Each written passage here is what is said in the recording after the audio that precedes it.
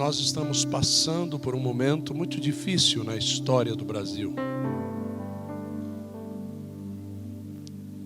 Mas a história do Brasil não é a nossa história. Existe uma promessa sobre a minha história.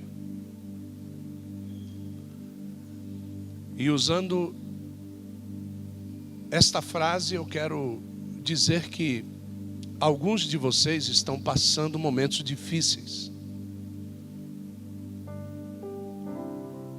Mas existe uma promessa sobre a sua história.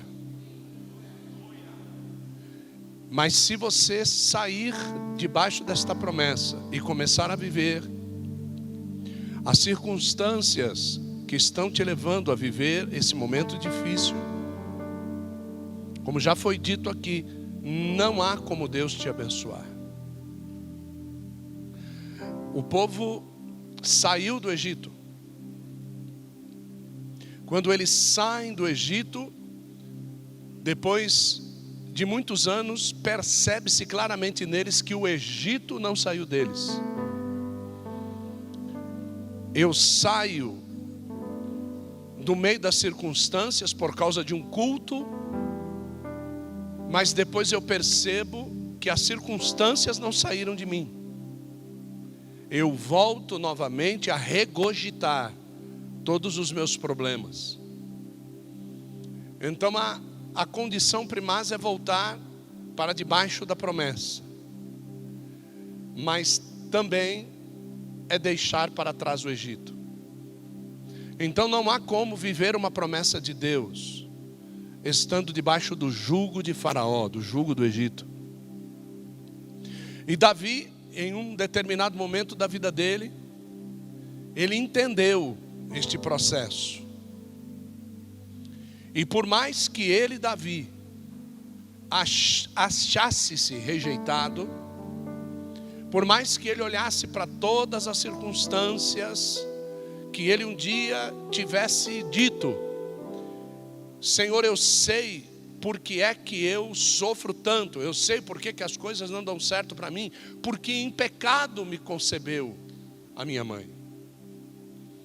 Então ele vivia em meio, debaixo desta promessa. A mãe de Davi, Naás, por ela ter tido um caso extraconjugal com Jessé, muitas linhas teológicas não concordam contra isso, mas não conseguem provar que isso está errado. Então a conotação é essa: esse menino nasce ruivo, esse menino nasce sardento, esse menino nasce com uma estatura inferior à estatura dos judeus. E tudo isso na vida desse menino, fruto de um relacionamento extraconjugal, ruivo, sardento, baixinho, tudo isso fazia com que ele não pudesse participar socialmente de nada. Era um menino que tinha que viver escondido no meio do mato, e era assim que ele vivia. Davi nunca tinha entrado na casa de seu pai. Ele obedecia a seu pai, ele conhecia seu pai, os irmãos lhe conheciam, os irmãos não gostavam de Davi. E nós conseguimos ver tudo isso na história de Davi. Esse contexto circunstancial era a vida de Davi. Então às vezes seus irmãos não gostam de você, às vezes as pessoas não gostam do seu corpo, zombam do seu cabelo, zombam do seu jeito de ser. As pessoas não gostam da cor dos seus olhos, as pessoas não gostam do jeito que você fala. Essas são as circunstâncias que envolvem você. Você nunca foi feliz, você nunca namorou, você isso, você aquilo. Tudo isso são circunstâncias que te envolvem. Eu duvido que se você pegar um avião e mudar para o Alasca, construir um iglu no meio do gelo e começar a conviver com os ursos, que os ursos vão dizer para você: não gosto do seu cabelo, não gosto do seu jeito de falar. Entenda que as circunstâncias, elas são geradas por pessoas assim como você. você é um gerador potencial de circunstâncias. Você já chegou a imaginar que você pode ser circunstancialmente negativo e perigoso para alguém? Você já chegou a pensar que você pode ser um desses irmãos de Davi que dizem que ele é ruivo, baixinho, sardento? Que quando você olha para uma pessoa, você julga esta pessoa, assim como você também é julgado. As nossas condições, elas vão mudar quando nós sairmos do meio dessas circunstâncias que nos achovalham, que nos detratam, que nos minimizam, quando nós passarmos a olhar somente para Deus e perguntarmos para Deus: Deus, como o Senhor me vê? Deus, o que o Senhor tem a dizer ao meu respeito? Deus, o que eu preciso fazer para ser melhor para Ti? Porque se você viver debaixo desta circunstância e desta promessa, todas as circunstâncias que te meneiam a cabeça dizendo não, elas não vão ter o poder para te derrubar. Então eu quero falar sobre isso hoje. Eu quero falar sobre um Deus que Davi descobriu no Salmo 139. E que a partir do Salmo de número 139, Davi passa a ser o rei tremendo de Israel. E ele não sentiu mais a necessidade de salmodiar como ele salmodiava antes, de escrever agruras, tristezas, como ele fazia antes. Davi viu que ele não precisava matar Saul. Davi viu que Saul por si só entregou-se à morte. Davi observou que ele não precisava mais fazer aquilo que os irmãos dele queriam que ele fizesse. Davi viu que todos os irmãos dele foram se entregando à debilidade e à morte, cada um deles sozinhos, sem Davi precisar fazer nada, só porque Davi descobriu o Deus do Salmo 139. Abra lá, Salmo 139. Senhor, Tu me sondaste e Tu me conheces.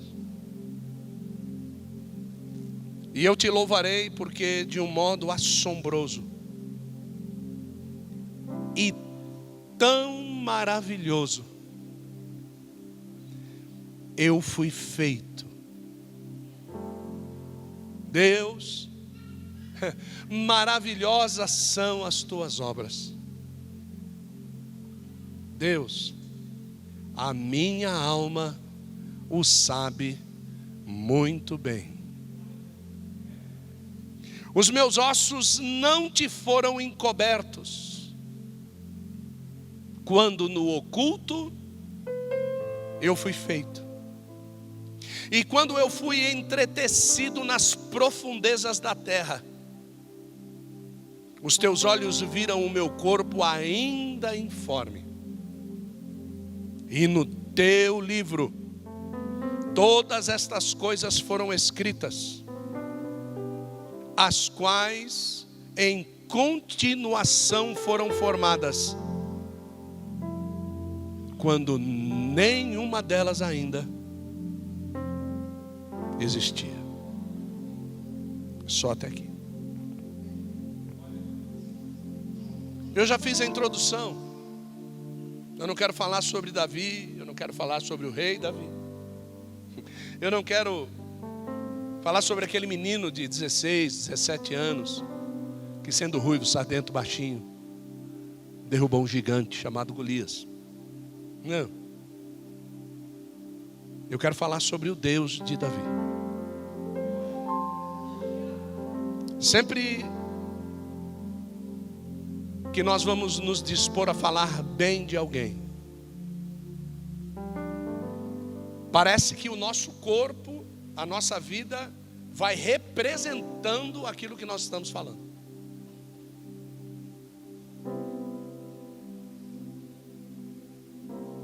Mesmo que Deus ele não tenha feito nada, mesmo que Deus não tenha feito nada através de cada um de nós, mesmo assim, eu posso ainda ter um Deus que é grande. Somente por aquilo que Ele fez por mim. Porque a maioria das pessoas querem que Deus use a gente para fazer coisas para os outros. E nós julgamos a grandiosidade das pessoas por aquilo que Deus usa as pessoas para com os outros. O grande Deus que nós servimos, Ele não precisa nos usar para fazer nada para ninguém. O nosso grande Deus é aquele que faz por cada um de nós, individualmente. É aquele Deus que nos conhece informes. É aquele Deus que nos conhece no seio da terra. Antes dos meus ossos serem formados, Ele já me conhecia. E Ele cuidou para que esta revelação fantástica fosse trazida a Davi.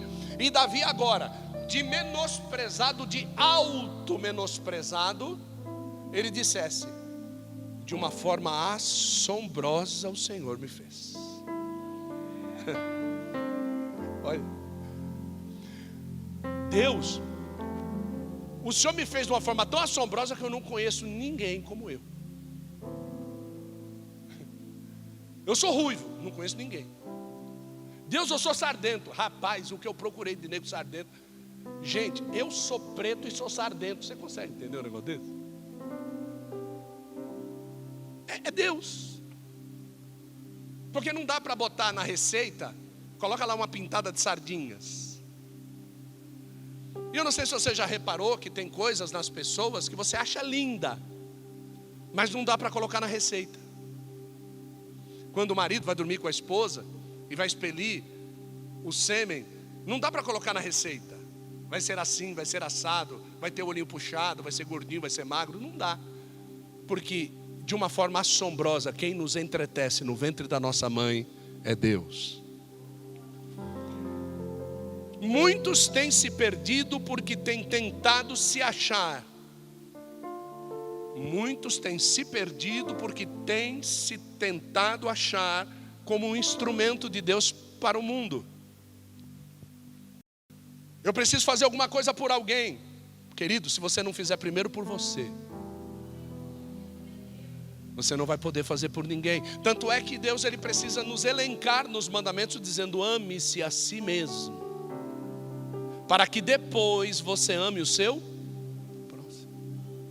Então tem pessoas hoje que não se amam, se odeiam, e são profetas, nunca foram profetas. Tem pessoas que se odeiam e querem ser pastores. Como é que eu vou amar alguém se eu não amo a mim? Isso é mandamento.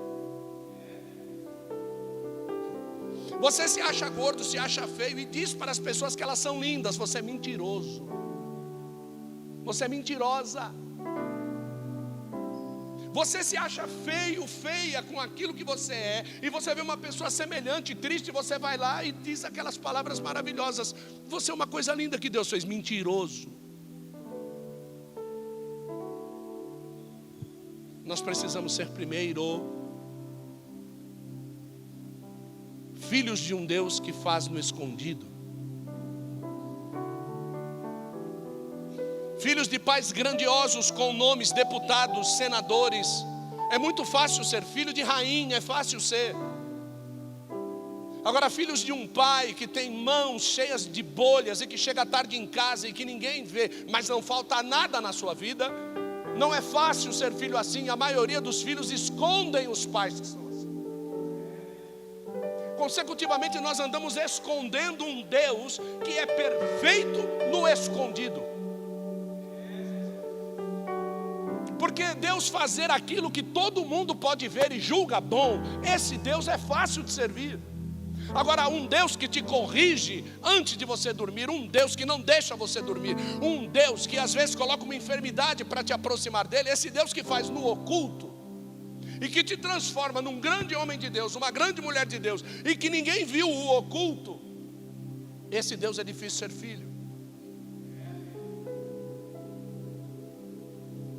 Nós queremos ser vistos como os grandes apóstolos, grandes profetas, porque só se pode receber tais designações através daquilo que nós podemos ser usados por Deus para benefício de outras pessoas.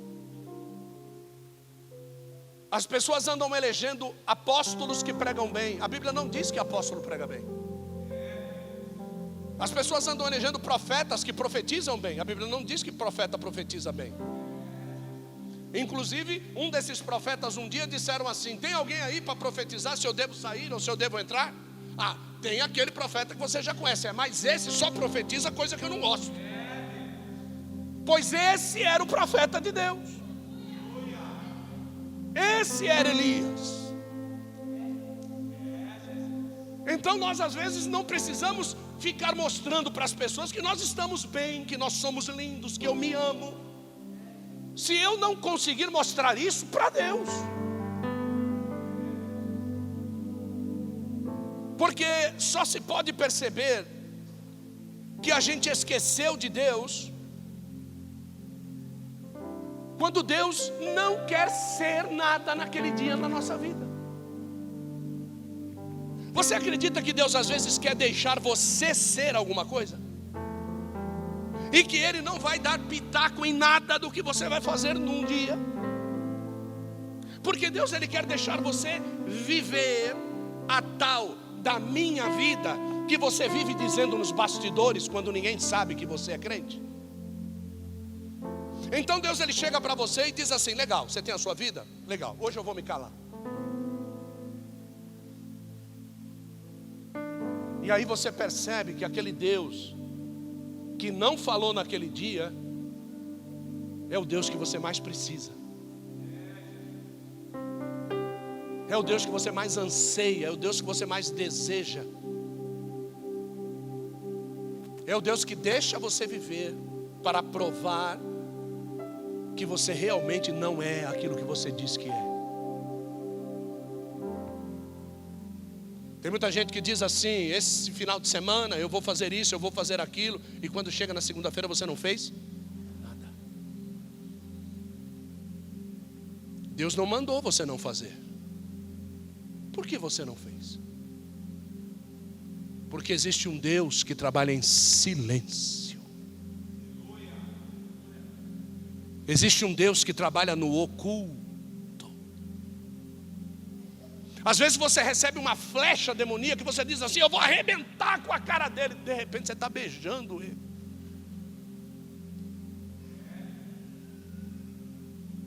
Aquele irmão de Jacó que ia arrancar o pescoço dele fora, e que Jacó mandou uma jumenta com presentes, um monte de coisa. Quando ele vê o irmão Esaú, ele se joga nos pés de Esaú pedindo misericórdia. O irmão olha bem para a cara dele e diz assim: levanta daí. E ele diz: rapaz, ele vai me matar de pé. E quando ele levanta, ele diz assim: me dá um abraço aqui que eu estou com saudade de você, rapaz. Olha as circunstâncias que nós moldamos e olha o Deus que trabalha em silêncio. Eu moldo que ele vai me matar, vai arrancar o meu pescoço, mas esse Deus está trabalhando em silêncio no coração de Esaú. E ao invés de querer matar o seu irmão, ele está com saudade dele. Até quando é que você vai ficar colocando circunstâncias na boca de Deus? Deus, eu quero que aconteça assim. Deus, eu quero que seja assim. Deus, me faça isso. Deus, me faça aquilo. Se o Senhor não fizer, eu não vou mais na igreja. Eu não vou mais ofertar. Eu não vou mais dizimar. Cá para nós. Você acha que Deus precisa de você na igreja? Você acha que Deus precisa da sua oferta? Você acha que Deus precisa do seu dízimo, rapaz? A minha notícia é: quem precisa de Deus somos nós. Nós precisamos de Deus. Nós não somos nada sem Deus. Nós não vamos a lugar nenhum sem Deus. E mais, nós não acordamos se Deus não renovar em nós a vida que Ele nos deu.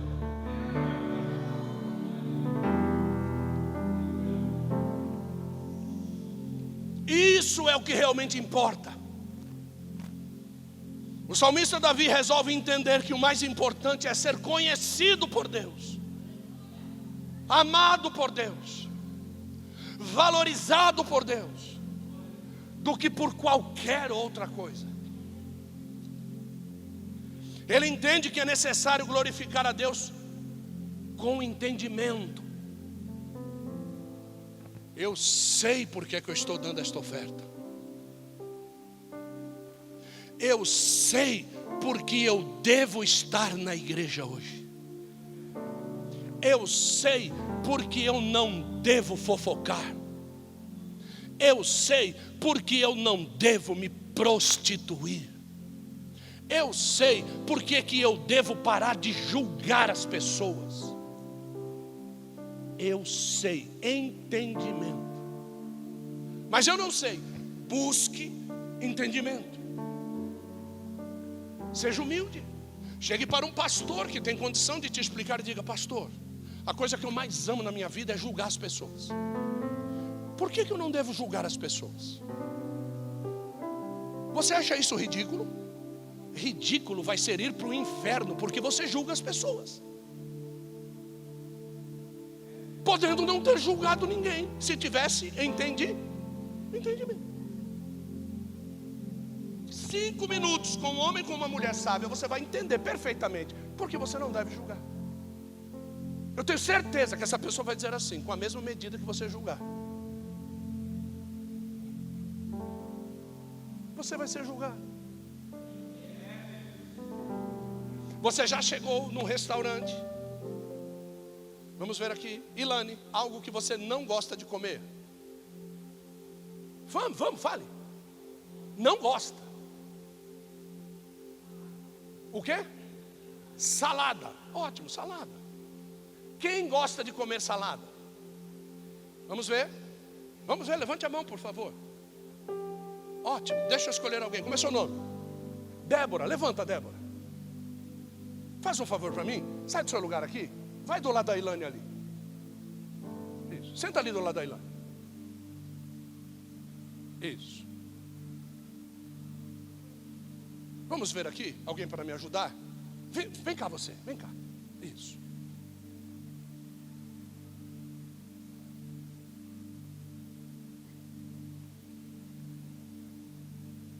Entrega para Débora. Entrega para Débora. Diga para ela assim: Ilane, vamos comer uma salada. Olha que falsa. Você pode aplaudir ao Senhor por essa falsidade? Traz de volta, senta lá. Preste atenção. Vocês, quem aqui não pode, não é não gosta, não pode comer camarão? Está aqui, está ali. Está ali, não pode mesmo. Comeu, empola o negócio. Comeu, vira do avesso. Passa mal, quase morre. Ótimo.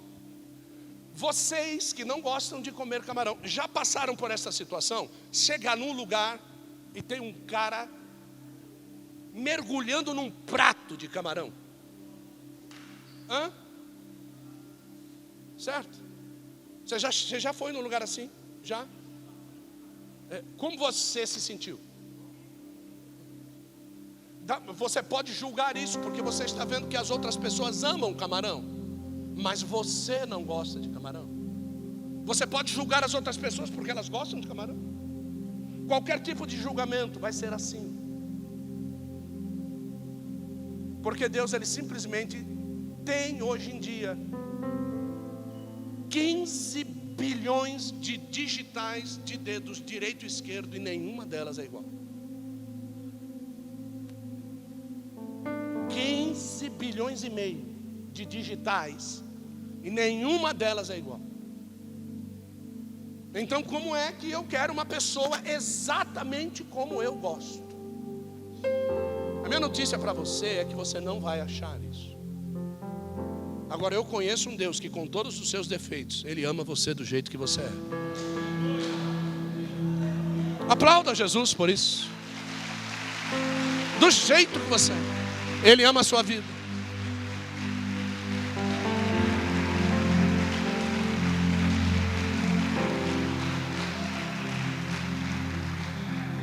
E olha, eu vou dizer uma coisa para você: para Deus me amar, rapaz.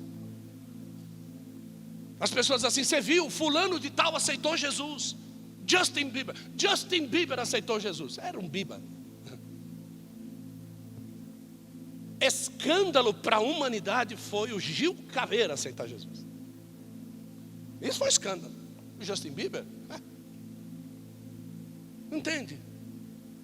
Não há amor maior do que o que Deus teve por nós para nos salvar. E não é para me salvar, é para te salvar. Você precisa amar a Deus por causa daquilo que Ele fez por você. Não por causa disso, olha que maravilhoso Ele fez por ele, e você morre sem salvação. Todas as vezes que Deus permite que nós sejamos grandes na vida de alguém, é porque primeiro nós reconhecemos que Ele foi grande na nossa vida.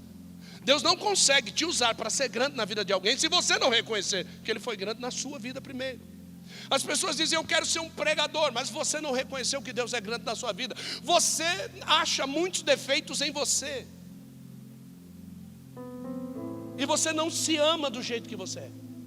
Então Deus não pode te usar para que você seja grande na vida de outras pessoas. Davi descobriu isso. Com Davi não foi diferente. Uma série de acontecimentos o levaram a ser o grande rei Davi.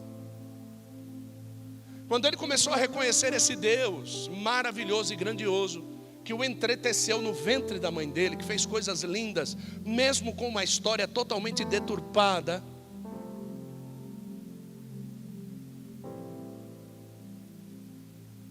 Davi então achou espaço para ser aquilo que Deus queria que ele fosse. Deus ungiu Davi, preste atenção nisso. Deus ungiu Davi por intermédio da vida de Samuel. No outro dia, ele era rei. Saul já havia sido destituído por causa do acordo que ele havia feito com o rei Agag, e já havia recebido uma palavra de destituição da boca do profeta Samuel, e disse, hoje Deus destituiu o teu reinado, acabou o teu reinado, você não é mais rei sobre Israel. Só que isso foi dito entre duas pessoas, entre Samuel, Agag e Saul. Agag morreu, Samuel matou Agag dentro da tenda. O único que sabia que ele tinha sido destituído do reinado era Saul. E do outro lado, Deus diz, vem, enche a tua almotolia, a tua botija, o teu chifre de azeite, vem, porque eu tenho um rei para levantar sobre Israel. Ele vai até Davi e ele diz, o Senhor te constitui hoje rei sobre Israel. Quem é que sabia? Somente Davi e Samuel. Está dando para você entender desse Deus do oculto?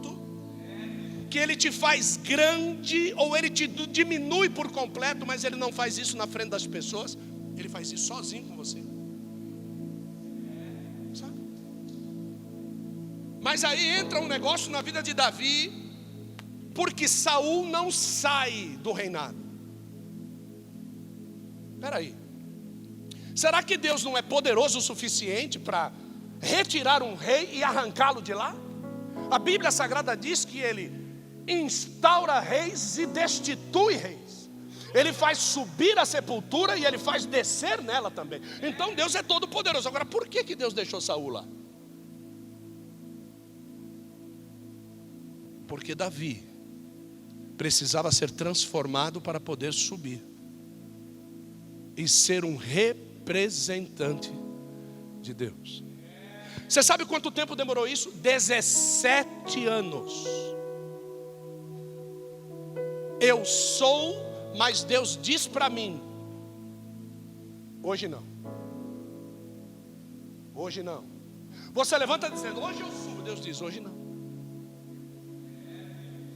Você prega, você toca, você faz, você tem sonhos proféticos. Só que enquanto você não se tornar um representante digno de Deus, Ele vai dizer para você, hoje não. Hoje não. E Davi foi para dentro de caverna, e Davi se juntou com um bandido, e Davi, e Deus só hoje não. Deus precisava tratar com esse cara que não se valorizava. Deus precisava tratar com esse cara que se achava debaixo do bumbum do cachorro. Deus precisava tratar com esse cara que sempre se menosprezava, que vivia reclamando. Um representante de Deus não é assim. Um representante de Deus sabe bem qual é o Deus, qual é a promessa, qual é o dia de amanhã, qual é o futuro.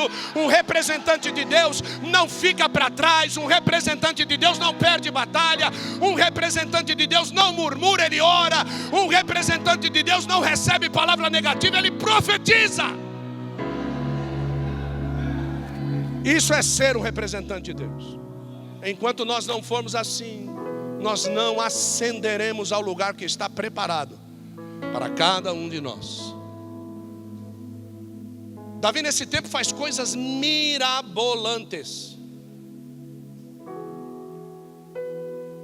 Davi derruba um gigante.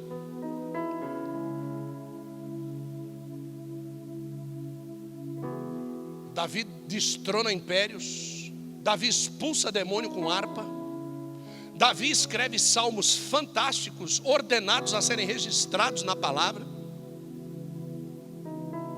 E quando Davi está se achando, Deus diz: eu preciso mostrar que tem um Davi aí que precisa ser consertado.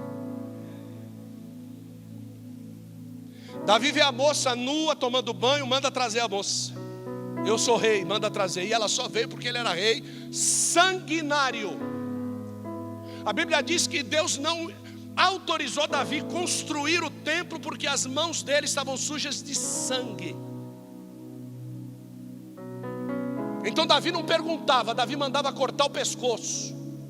E era esse tipo de rei que Israel precisava. Em meado de inimigo para todo lado, fazendo acordo e conchavo com todo mundo, Deus ordenava a Davi: entra, mata todo mundo, não sobra ninguém.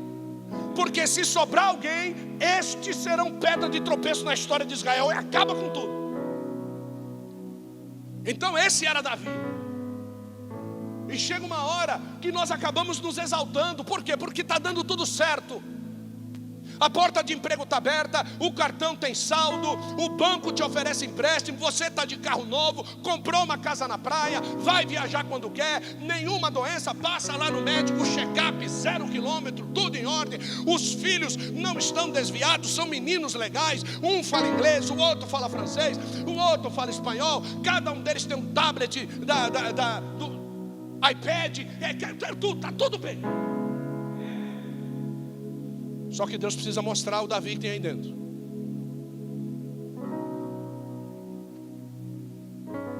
Traz a mulher, eu sou rei. Trouxe. Engravidou a moça.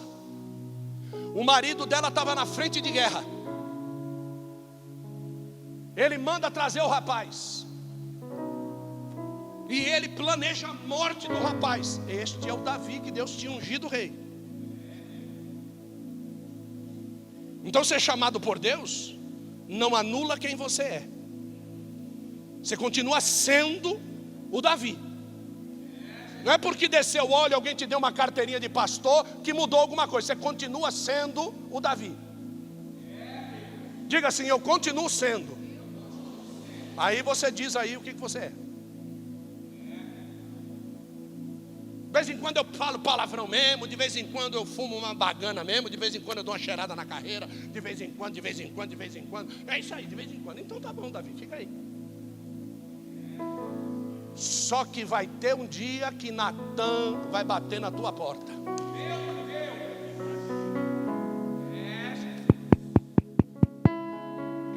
Natan, Natan, glória a Deus. E ele do outro lado da porta, glória a Deus, né? Era aí que eu estou chegando e eu sei quem me mandou. Entra lá, e aí, Davi, na benção, tá tudo certo, Davi, tudo lindo. Rapaz, você não sabe de nada. O que, rapaz? Tem um vizinho nosso aqui,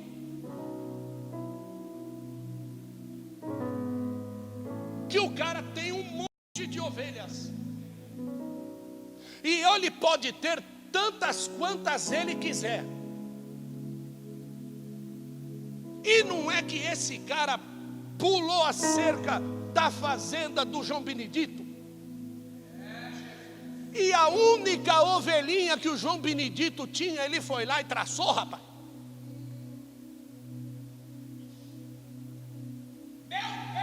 Aí o Davi já estava com os olhos.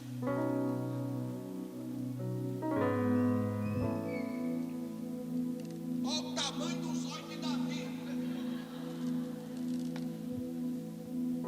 Quem é esse cara? Isso é um safado, né? Quem é esse cara? Rapaz, nós vamos mandar arrancar o pescoço desse cara. Quem é esse cara? Esse cara é tu, safado.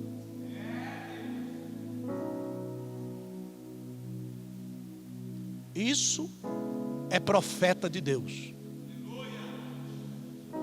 Davi tinha toda aquela história, sangue na mão, mas só que Natan tinha sangue nos olhos.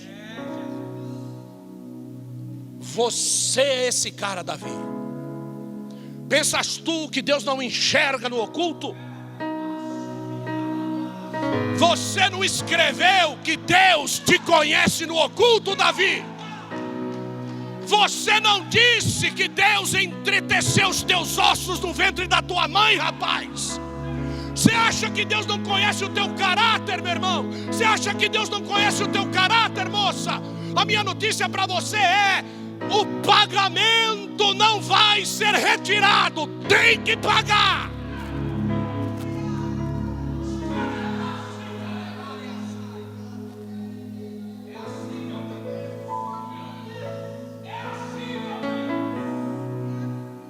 O filho vai morrer. Como? Deus é amor. Por isso que vai morrer. Antes morra sem discernimento nenhum, do que cresça como cresceu Manassés, que cresceu para desfazer todas as obras que o pai dele havia feito para Deus. Tem filhos que nós geramos e que nós não queremos corrigir, mas que amanhã vão se levantar para desfazer tudo aquilo que você está fazendo para Deus. Corrija-os agora. Agora. Deus vai e mata o menino. Você sabe onde é que está esse menino hoje? Seio de Abraão.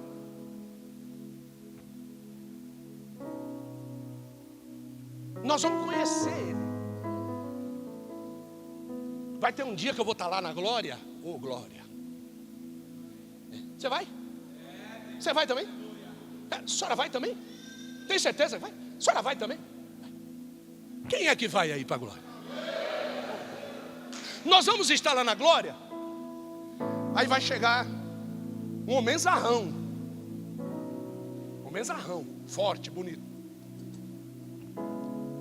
O senhor é o Gilson? Sou eu. Rapaz, eu me regozijei o dia que você pregou de mim lá embaixo. Quem é o senhor? Eu sou o filho de Betseba.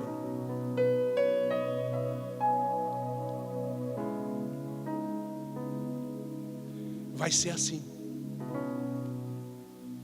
Sabe aquela criança que foi abortada?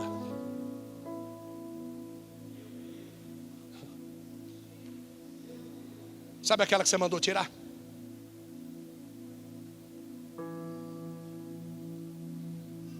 Se você se arrependeu, você está me ouvindo aí, você vai ouvir essa mensagem. Se você se arrependeu, você pai, você mãe, se vocês se arrependeram mesmo, vocês não imaginam a surpresa que será. O dia que este feto que foi tirado em pedaço cutucar o teu ombro na glória e dizer assim para você: eu sou aquele filho.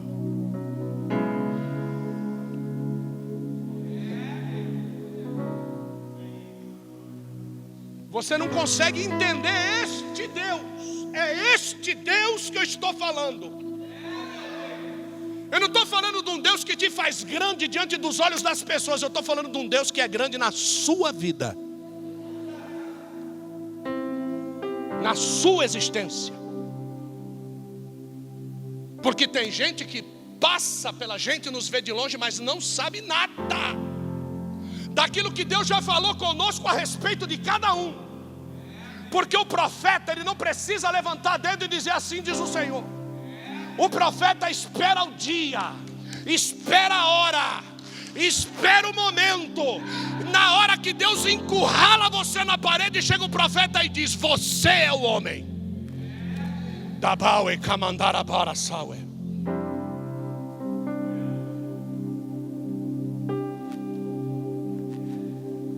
Davi sabe que existem momentos em que queremos fugir da presença de Deus.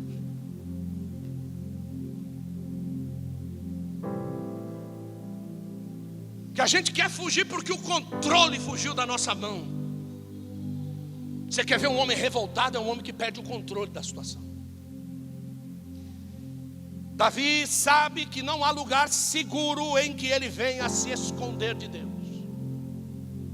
Ele precisava conhecer esse Deus. Você precisa conhecer esse Deus. Porque se nós conhecermos o Deus do oculto e do escondido, nós nunca seremos essas 2, 3, 4 ou 5 caras que nós somos por aí. Nunca. Porque você sabe que vai chegar o dia que ele vai te encurralar.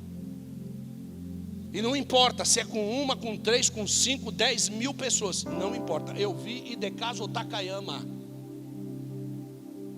Eu vi Idecaso fazer isso dentro de um ginásio, com 7 mil pessoas dentro. E uma mãe com uma criança no colo. Idecaso pregava todo vestido de branco. E uma mãe com uma criança no colo. E todo mundo levantando, o fogo descendo no ginásio. E a mãe,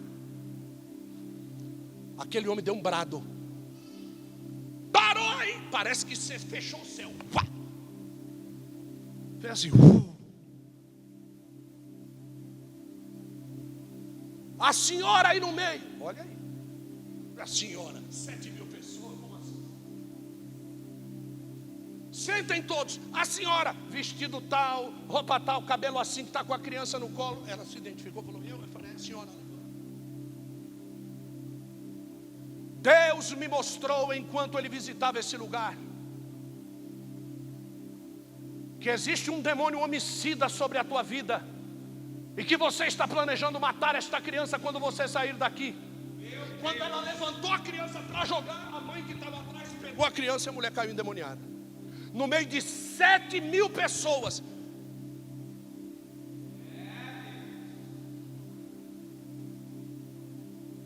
Você vai me dizer que não tem profeta? Que Deus não sabe o oculto? Quem é que vai dizer que uma mãe está na saída vai matar a criança? Como é que você pode me dizer, julgando a pessoa que está do seu lado, quem é que está sentado do seu lado?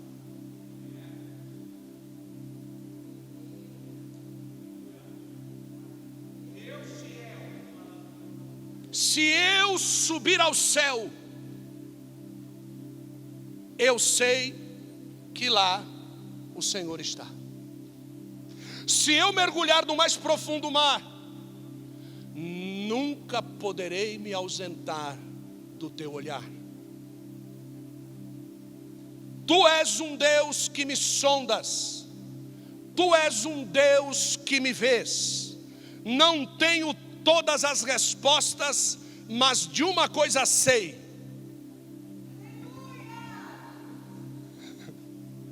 que a única coisa que eu posso fazer é por toda a minha vida te adorar.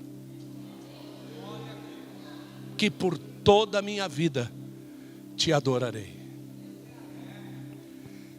Davi olha para a sua vida exterior e lembra de que modo fantástico ele foi criado, ele foi guardado no ventre da mãe dele.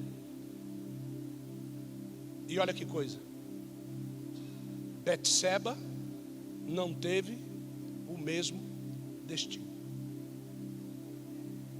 Davi foi guardado de um ato pecaminoso, e Deus precisa mostrar para ele que Deus não julga as pessoas da mesma forma.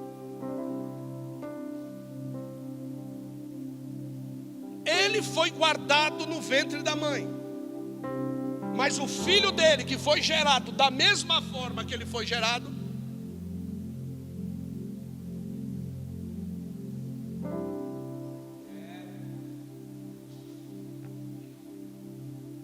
como é que você vai dizer que porque Deus deu vitória para ele, vai dar para você também? Como é que você vai dizer que se Deus matou fulano, vai matar eu também? Tudo depende de algo. Pergunte o quê? Propósito. Qual é o propósito que Deus tem na sua vida? Se eu fosse você, eu começava a buscar mais o propósito e menos a circunstância. Porque se você viver de circunstância, quando Deus tiver que executar alguma coisa, Ele executa segundo a circunstância e não segundo o propósito. Deus não precisava de um descendente para Davi. Está dando para entender?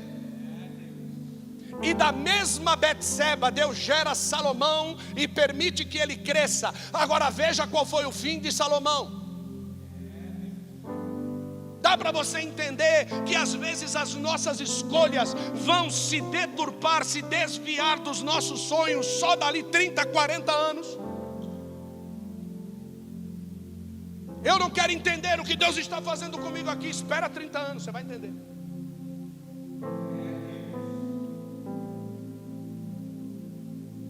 Eu ouvi um desses jovens que louvam agora, falando a respeito de um pai que Deus matou o filho dele dentro de um hospital.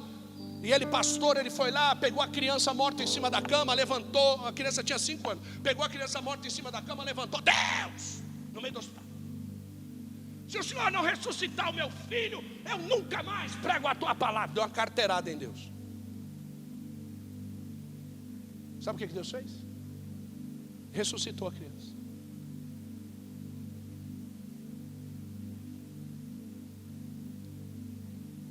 Com 14 anos essa criança foi morta com mais de 30 tiros.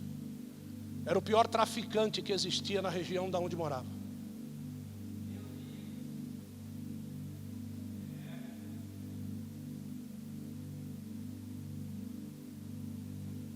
Tu és soberano sobre a terra, sobre os céus tu és Senhor absoluto.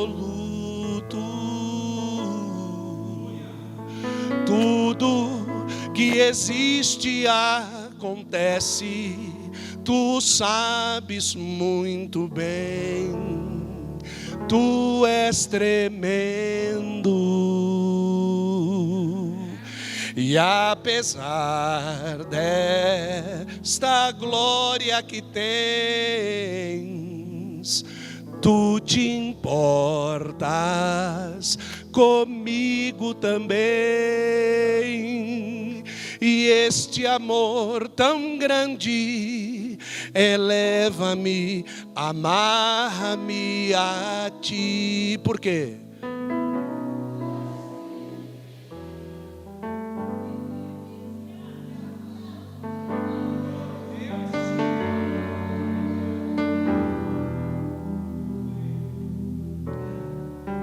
Davi não deveria ter nascido segundo os olhos dele.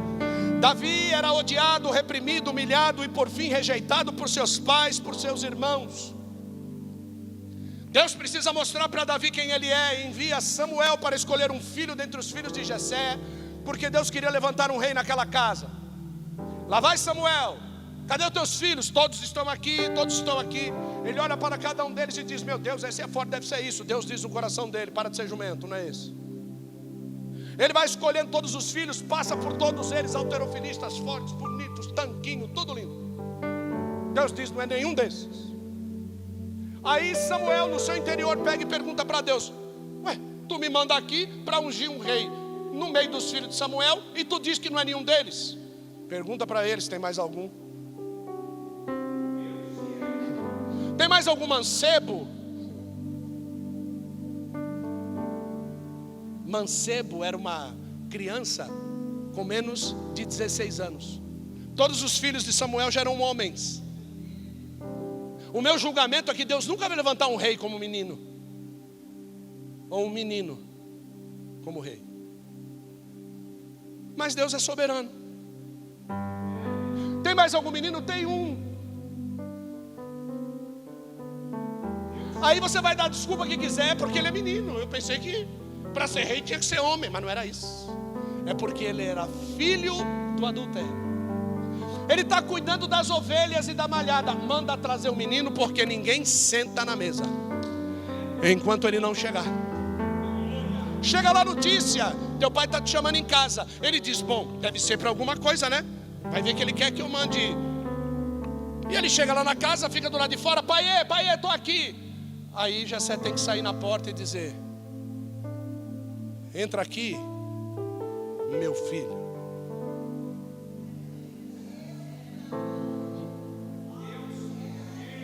Por quê? Porque o Deus do oculto novamente se manifesta. Meu Deus, eu nunca entrei na casa do meu pai, eu não sei nem como é. Aí lá vai ele entrando e ele fica com aquela cara de criança quando vê coisa nova, sabe? Olha, meu pai tem mesa, tem cadeira, oh, tem geladeira na casa do meu pai, tem micro-ondas. Nossa, meu pai tem uma TV 70 polegadas.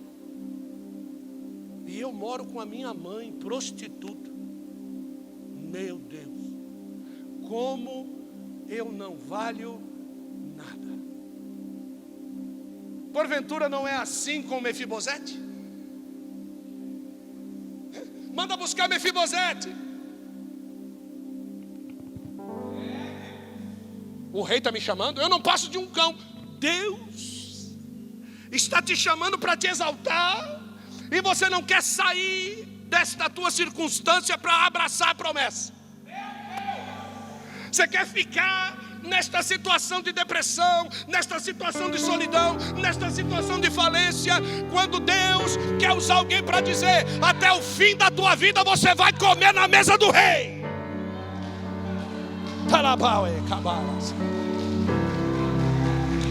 Você quer continuar desse jeito?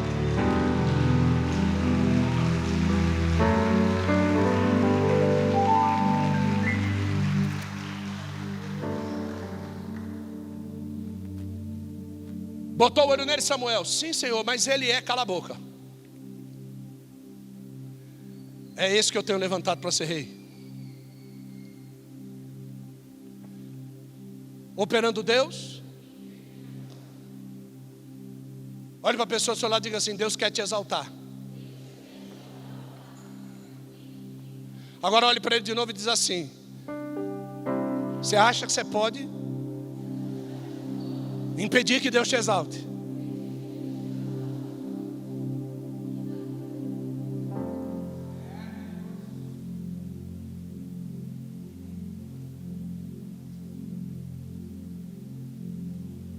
Eu conheci um senhor muito pobrezinho. Ele era lá da Vila Zelina e ele faleceu. E a família colocou ele dentro de um desses caixões mais baratos. Cadê a Márcia?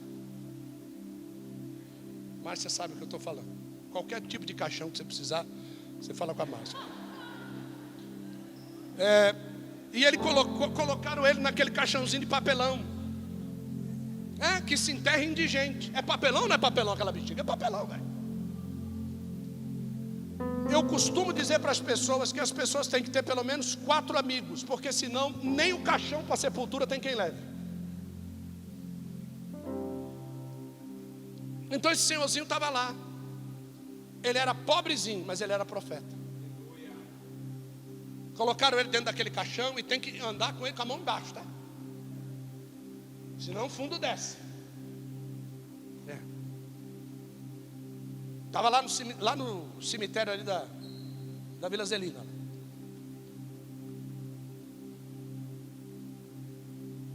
E nós tudo lá, cantando os hinos, alegre, feliz, Jesus tinha levado ele. Chega lá um senhor.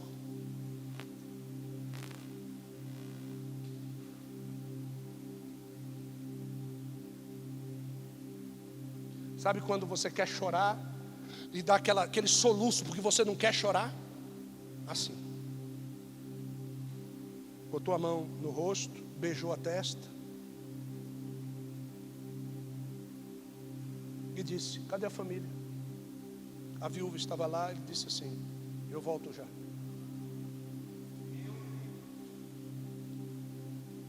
Esse homem chegou não com um caixão, ele chegou com uma urna de 30 mil reais. E ele falou: tudo que eu sou, tudo que eu tenho, foi a boca dele que profetizou. Arranque esse homem daqui, e eu vou honrá-lo agora.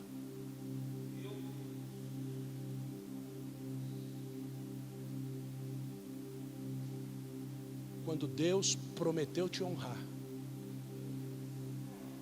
a Bíblia diz que aquilo que você o obedece em secreto, publicamente, Ele vai te honrar. Publicamente. Esse homem desceu à sepultura, a carne dele desceu à sepultura honrado, mas o espírito já estava honrado lá. Davi não entendia isso, ele precisou apanhar muito, porque tem pessoas que querem ser honrados aqui.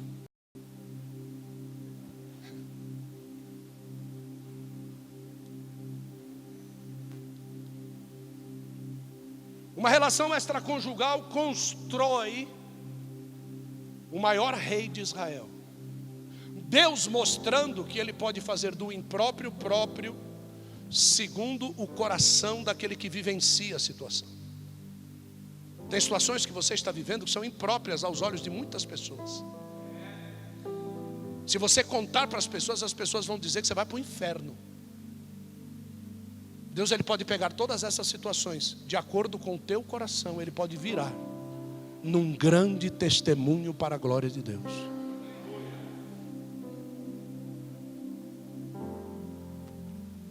Quem ensinou Davi a ser o guerreiro que ele era? Quem ensinou Davi a cuidar de ovelhas? Quem ensinou Davi a manusear a funda? Quem ensinou Davi a lutar com o leão, a lutar com o urso? Aí Deus não deixa só esta situação. Deus vai lá no muro de Jericó e pega uma prostituta e transforma numa das redentoras formadoras do Messias. Deus não deixa só esta situação. Por quê? Porque Ele pode pegar você da pior situação que você tiver, no pior escândalo psicossocial que você esteja vivendo, na pior doença que você adquiriu numa relação sexual ilícita, não importa. Te deixaram, te menosprezaram, te jogaram no lixo, não importa. Deus hoje te pega e te levanta e faz de você um grande testemunho, diz o Senhor.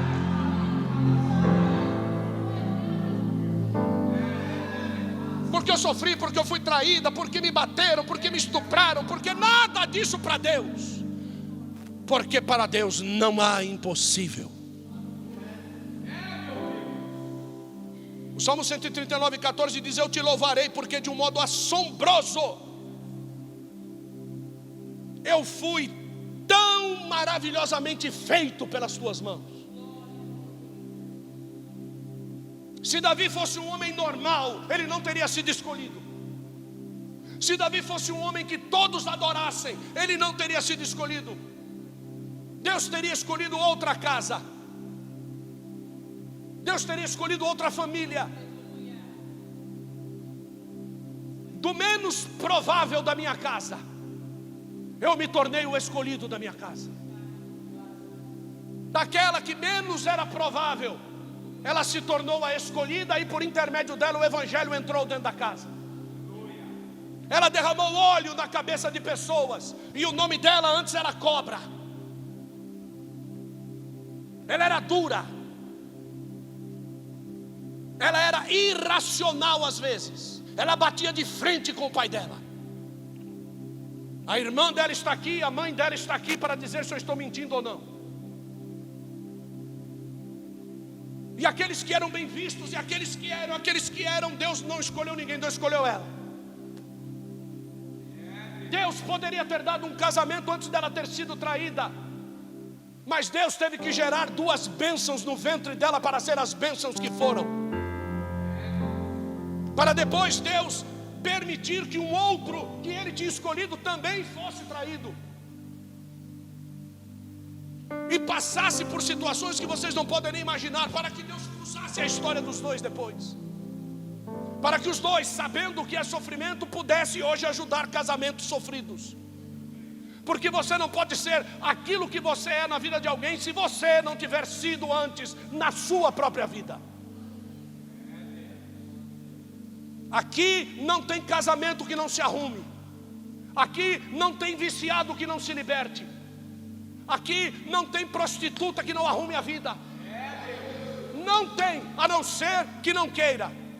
O pastor só consegue pastorear a ovelha que quer ser pastoreada. Se você não quiser, eu não posso fazer nada por você. Eu te dou um conselho, você faz outra coisa. Eu não tenho profecia de boa-aventurança para você. Agora faça o que Deus ordena. Eu quero ver o diabo te impedir de ser abençoado. Eu quero ver ele te impedir. Eu quero ver o diabo parar Deus. Eu quero ver o diabo dizer que você não vai ser curado, você não vai ser abençoado, você não terá uma família abençoada, se Deus ordenar que você vai ser tudo isso.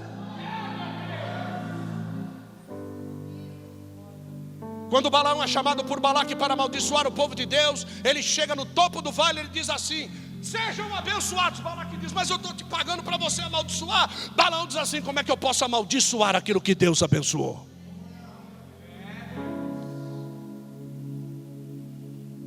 Deus não amaldiçoou Davi, Deus provou Davi. Existe uma grande diferença entre ser amaldiçoado e ser provado, entre ser mandado para o inferno e ser quebrado e reconstruído. Passe pela mão do oleiro, querido. Deixa Deus te reconstruir. Deixa Deus te fazer de novo. Atrás da situação que o diabo estava dizendo destruir, Deus dizia construir. Quando Deus dizia assim, está abençoado, o diabo dizia, você é amaldiçoado. Essa é a palavra. O que você anda dizendo que você é? Se eu disser que você está na presença de Deus e você diz não vou conseguir, eu vou dizer para você que quem anda soprando no teu ouvido é o diabo. Porque a Bíblia diz, tudo coopera para o bem daqueles que amam a Deus. Você ama a Deus? Deixa eu ver o seu sorriso, você ama a Deus? Apóstolo, o senhor não sabe quanto eu estou devendo no banco. O banco é o banco, a igreja é a igreja, você está na igreja. O gerente do banco nunca vai dizer para você em detrimento da tua dívida, você ama a Deus? Ele vai dizer para você assim, quando é que você vai me pagar? E ele vai dar um sorriso lindo, porque as câmeras estão filmando ele. Quando você vai me pagar, filho de uma égua? Agora dentro da igreja não importa o teu coração, você tem que sorrir para Deus. Por quê? Porque aquilo que Deus está fazendo agora no oculto, você não sabe. Você vai sair daqui e todas as flechas que estavam preparadas por você vão errar o alvo. Todos os acidentes que estavam preparados para você vão passar batido. Toda a palavra de maldição que foi lançada sobre a tua família vai cair por terra. Por quê? Porque no dia do Deus do oculto você estava na presença dele, não sabendo o que ele estava preparando, mas glorificando e exaltando o nome dele para a glória de Deus.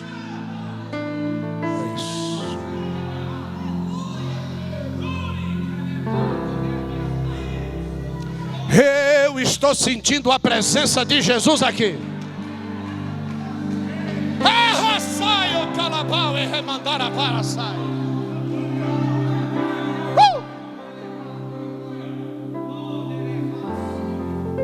Matei, Deus dizia, tirou vida. Derrubei, Deus dizia levantei. Roubei, Deus dizia restituir. Este Deus realmente é assombroso. Esse Deus é maravilhoso. Esse Deus é terrível. Por quê? Porque ainda que 1000 caiam à minha direita, 10.000 à minha esquerda, 10.000 à minha esquerda, 1.000 à minha direita, eu não serei atingido.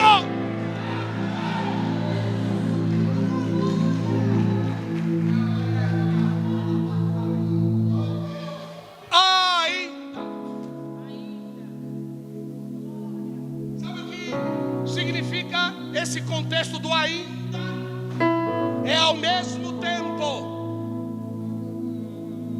Ainda que a figueira não floresça, não está florescendo e eu estou do lado dela e não tem flor.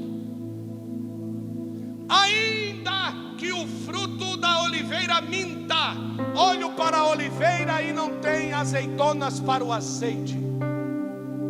Olho para o curral, os inimigos levaram as ovelhas. Olho para o pasto, tudo queimado. Ainda. O diabo olha para você e diz assim: você vai glorificar esse Deus? Abacuque diz assim: ainda. Eu exultarei no Deus da minha salvação. Sabe por quê? Porque ainda que tudo isso esteja acontecendo, Deus não me matou. Eu estou vivo para ver o grande livramento que Ele vai me dar. Entenda. Por que eu não cresço? Porque você não para de assistir o Chaves.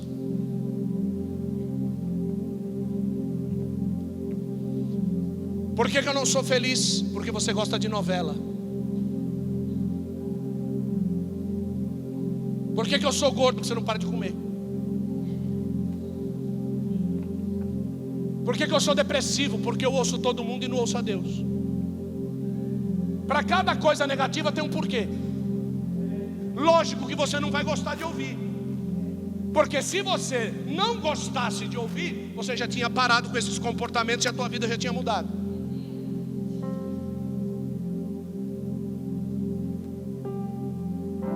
Eu pesava 150 quilos, 144. Fiz uma cirurgia, perdi 50 quilos. O médico me disse: se você é obeso. Mas o senhor está magro. Eu sou obeso.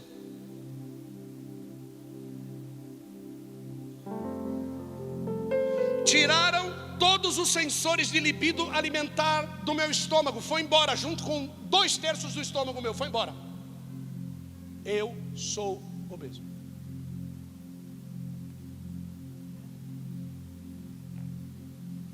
Encontramos com a esposa do apóstolo Robertinho dentro da sala.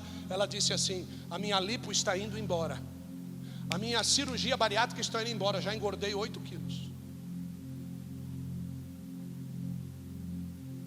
Dá para você entender que aquilo que é orgânico e aquilo que é mental é mental? Cortou 2/3 de um órgão do meu corpo e eu continuo obeso. Está dando para você entender? Que você pode cortar todos os atos pecaminosos da sua vida, mas você continua pecador.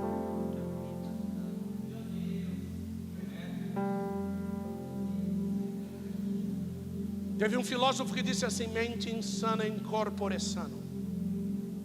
Se a mente for sã, o corpo é são. Aí a Bíblia diz que nós aceitamos a Cristo e Deus nos dá a mente de... Por que você está desse jeito então?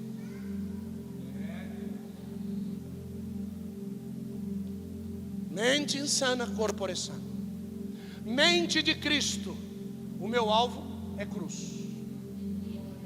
Se a mente é de Cristo, o meu alvo é cruz. Aquele que me impedir de ir para a cruz, para trás de mim, Satanás. Essa é a mente de Cristo. A mente de Cristo é solta Barrabás. Ele diz, é porque tem que ser eu mesmo. Se Barrabás vai para a cruz, esse povo está lascado. Sou eu mesmo que tenho que ir para a cruz. Essa é a mente de Cristo. A igreja tem a mente de Cristo. A noiva tem a mente de Cristo. Mas eu não tenho essa mente. Eu vou fazer o apelo já já.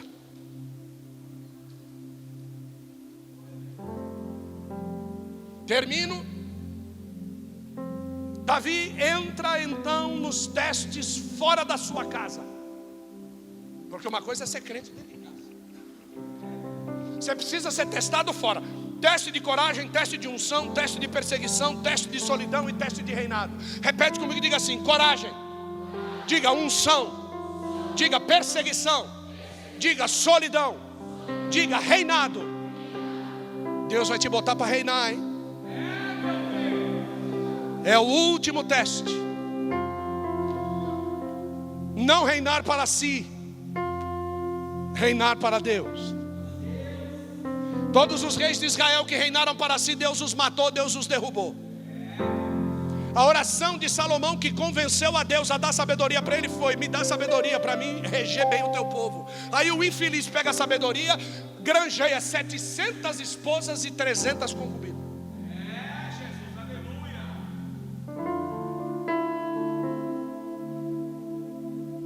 Nossa, meu.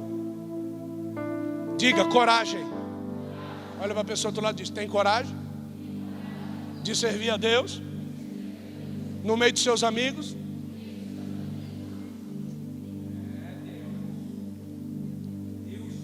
Diga, tem coragem? Diga para a pessoa do lado, diga, tem coragem de dar um terra no metrô 6 horas da tarde? É.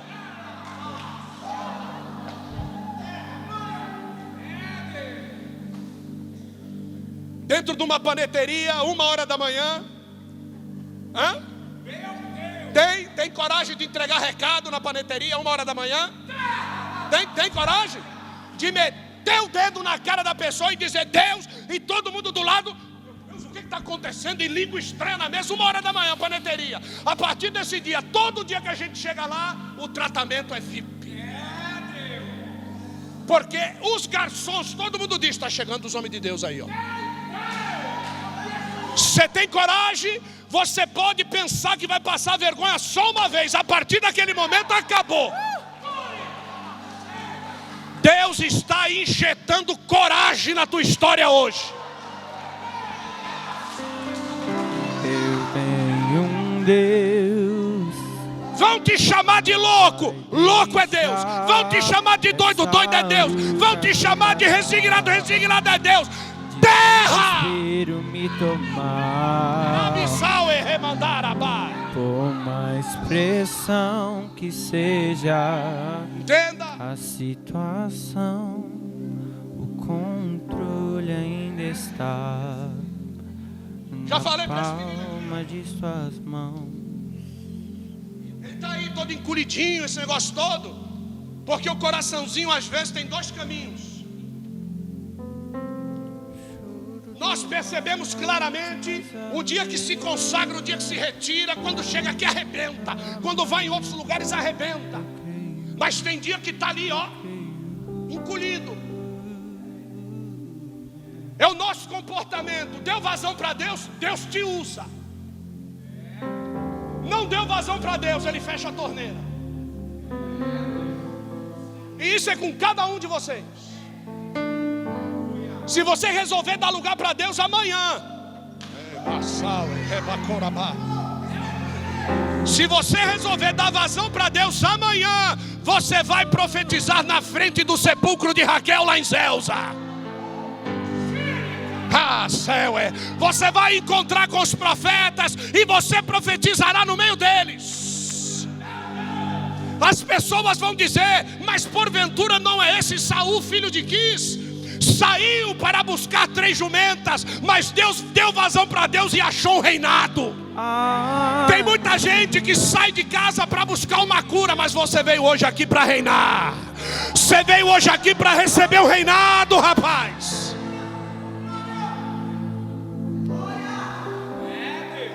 Teste de unção.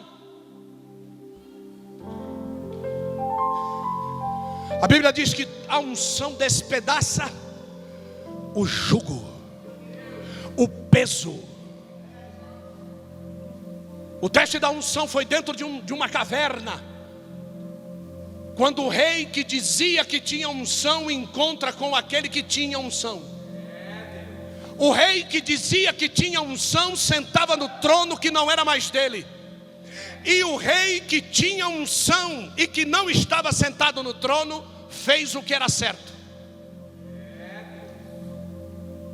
Esse é o teste da unção. Pergunta para mim, o que Davi fez?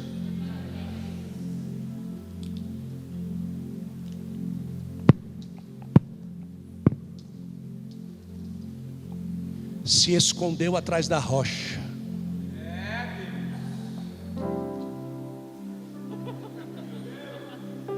Enquanto o rei que dizia que tinha unção estava do lado de cá, esvaziando o ventre com diarreia, ele se despiu todinho da roupa real na frente da rocha. E quem estava atrás da rocha era quem tinha direito ao trono. Enquanto você não se esconder atrás de Deus, que é a rocha de Meribá, Ele não te fará assentar no lugar que já é teu por unção e reconhecimento. A orla do manto real estava caída fora da rocha. Vocês já pregaram muito isso, mas não pregaram isso que eu vou dizer agora. Ele pegou um pedaço da orla do vestido, cortou. Ele podia matar Saul, mas ele cortou um pedaço da orla do vestido. Levou para Jonatas e mandou Jonatas dizer para o pai: Saul, tu entrou lá na caverna para aliviar o ventre, Davi estava lá dentro, olha o pedaço do teu manto aqui, ó. Ele podia ter te matado, mas ele disse assim: distante de mim tocar no ungido do... Olha o que pregam. Davi estava certo, Davi estava errado, já não era mais ungido.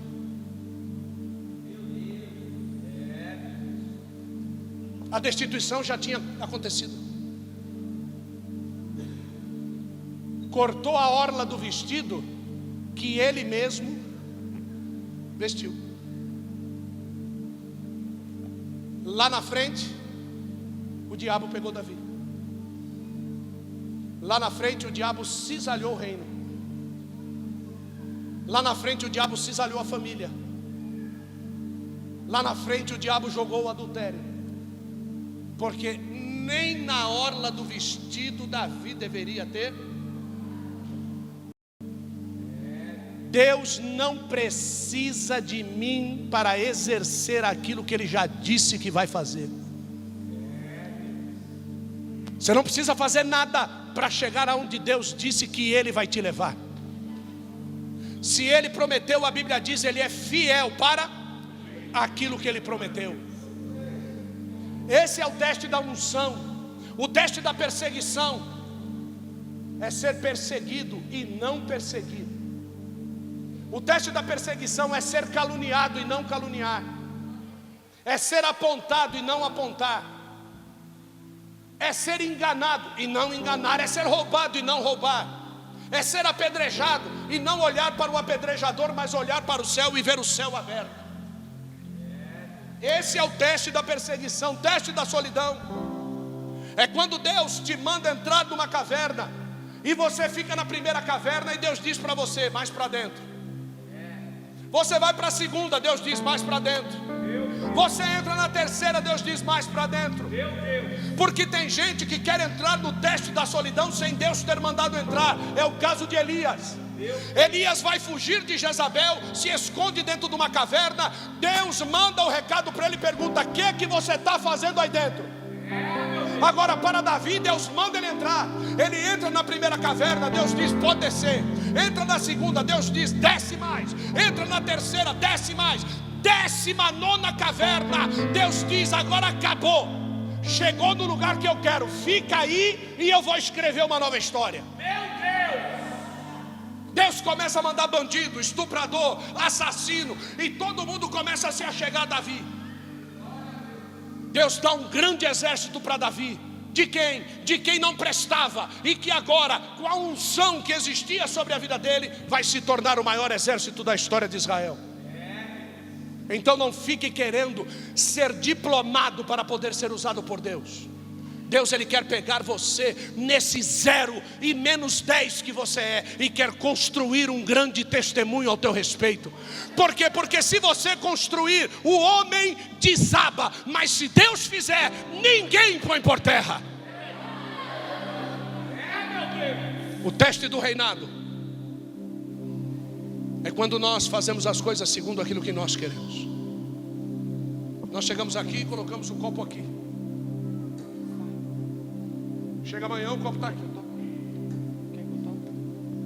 A gente vem e põe o copo aqui.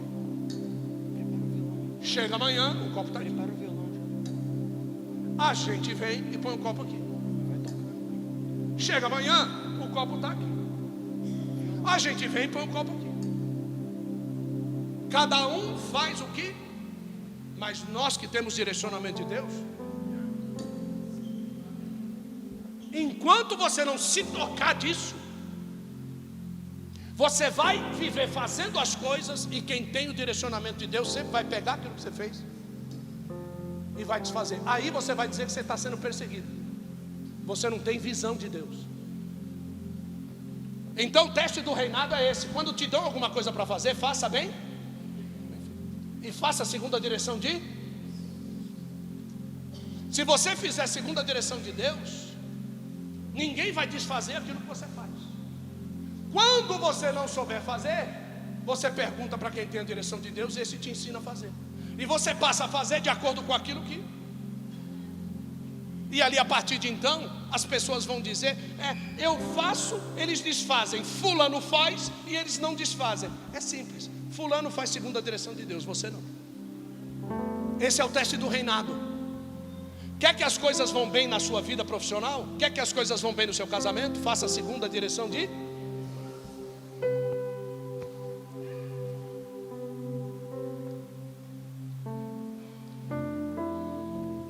Quando nós fomos nos casar, ela já tinha filhos, eu tinha filho. Nós ganhamos uma lua de mel da empresa que eu trabalhava há 15 dias. Então Deus me colocou numa empresa para me trabalhar 15 dias depois. A empresa me deu 7 dias na Bahia, passagem de avião. Fizeram lá o negócio da gravata entre os engenheiros que eu não conhecia. Pagamos todas as nossas dívidas só com essa gravata, porque tudo estava na direção de. Então nós fomos para a nossa lua de mel. E não é vergonha dizer isso. Então nós fomos para lá. Pensa numa vergonha, ficar nu diante da minha esposa. E ela, uma vergonha, ficar nua diante de mim. Ela já tinha filhos, eu já tinha filhos. Isso quer dizer que nós já conhecíamos sexo. Mas agora era como se nós tivéssemos que orar a Deus, para que Deus nos liberasse para estar diante um do outro. E foi isso que nós fizemos. Nós oramos para depois nos conhecermos.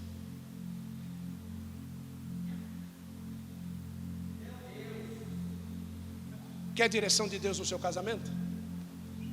Você nunca fez isso com a sua esposa, né? Faz hoje. Quando você chegar na sua casa, aquele leito que pode ter começado com mácula, porque você transou antes do casamento, sobe em cima dele agora, pede perdão para Deus e peça para Ele te permitir conhecer a sua esposa segundo a vontade dEle. E aí vocês vão ver que o sexo, de acordo com a vontade de Deus, tem outro gosto. É o amor de Deus se manifestando em agradecimento entre um ser humano e outro, um homem e uma mulher. Deus não nos deu sexo para gozarmos.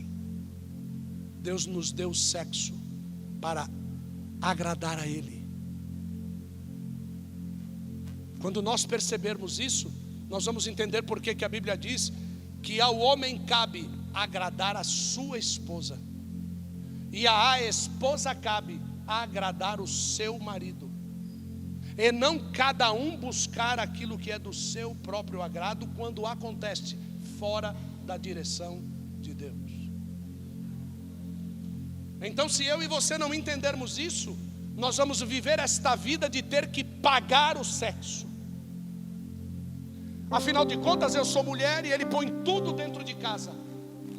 Afinal de contas, eu sou marido e ela lava toda a minha roupa. Então eu tenho que pagar hoje à noite. Isso não é direção de Deus. Davi precisava entender o reinado dentro da sua casa. Olha como é que Davi reinava. Manda trazer a mulher. Eu sou rei, tem que dormir comigo. Engravidou, manda trazer Urias. Tem que matar esse cara, põe ele na frente de batalha que nós estamos perdendo. Ele reinava assim. Deus precisava ensinar Davi. Esse homem sanguinolento, esse homem sexualmente não detido, chega no final da vida dele, ele está com frio, morrendo em cima da cama. Pegam uma jovem, virgem, tiram a sua roupa, colocam nua para aquecer o corpo de Davi. E a Bíblia diz, não aquecer. É assim que Deus vai nos julgando. Ao homem que temia a Deus, estava fazendo a vontade de Deus, saindo do meio da sua casa, do meio da sua parentela, depois de ter perdido a organização erétil do corpo, Deus vai lá e renova-o e faz ele ter um filho. É assim que Deus nos julga. Então, por favor, esta mensagem é: eu sei que tu me sondas, eu sei que tu me conheces, eu sei que de uma forma terrível eu fui formado no ventre da minha mãe. Propósito. Termino dizendo, tem muitos visitantes aqui hoje. Hoje vocês estão conhecendo a Missão Mundial Tabernáculo de Profetas, a Arena do Leão.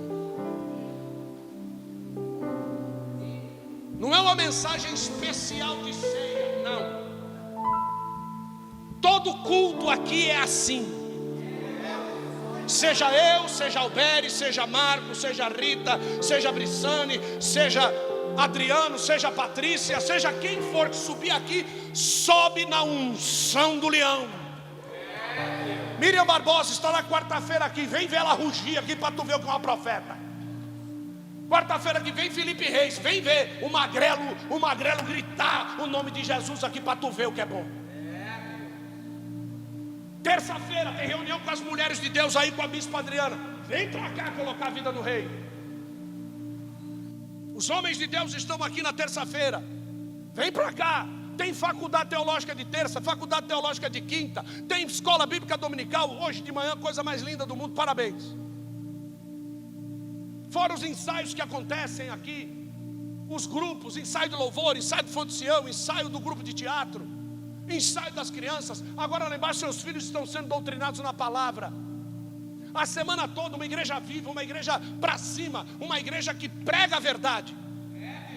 Agora em cima dessa verdade é que você vai dizer se você quer isso para a sua vida ou não.